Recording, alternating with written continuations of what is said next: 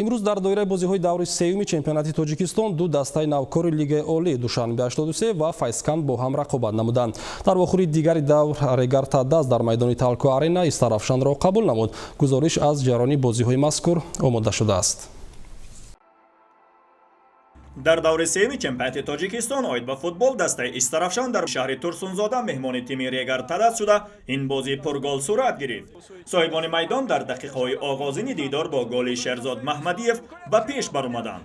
Сипас бозигарони Истарафшан фишор ба хатти дифои мизбононро афзуда бо истифода аз хатоҳои пай дар пайи ҳимоятгарони Регарта Даст Илҳомҷон Баротов капитани тими Истарафшан бо голи зебо ҳисобро баробар намуда нимаи аввал 1-1 мусовӣ ба анҷом расид. Аммо дар нимаи дуюм Регарта Даст бозиро дар ихтиёр гирифта дар дақиқаи 51 Шерзод Маҳмадиев як голи дигар зада тимашро пешсаф ва дублро ба номаш сабт намуд.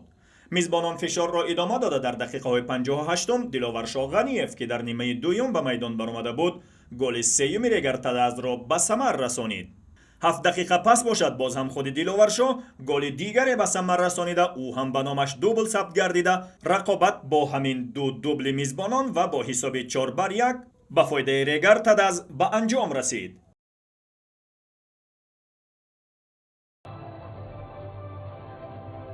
ҳамчунин дар ҳамин давр рақобати миёни дастаи Душанбе 83 шаҳри Душанбе ва Файзканди Восе ки ҳарду ҳам аввалин мавсим аст дар Лигаи Олӣ ҳунарнамоӣ мекунанд баргузор шуд. Ин рақобат дар майдони марказии шаҳри Ваҳдат доир шуда ҳарду дар тӯли бозӣ имкониятҳое доштанд, вале то анҷоми дидор ҳеҷ голе ба самар нарасида ҳарду тим танҳо соҳиби як холӣ ва дутои корти зард шуданд. Ҳамин тавр Душанбе 83 пас аз се бозиаш дар Лигаи Олӣ ҳанӯз ҳеҷ голе ба самар нарасонида ба сеюмин шикасташ низ рӯбарӯ шуд. Дастаи Файзканд бошад як мусовӣ бо Локомотив Помир дошта тими Регарта Дастро дар даври дуюм бо ҳисоби 3-2 шикаст дода буд ва феълан пас аз дастаи Истиқлол ва Хатлон дар зинаи сеюми чемпионати Тоҷикистон оид ба футбол қарор дорад.